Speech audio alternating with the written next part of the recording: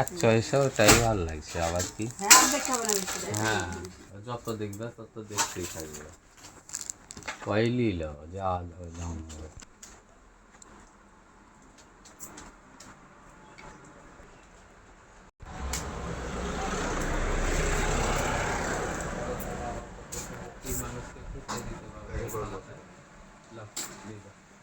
কত ই করে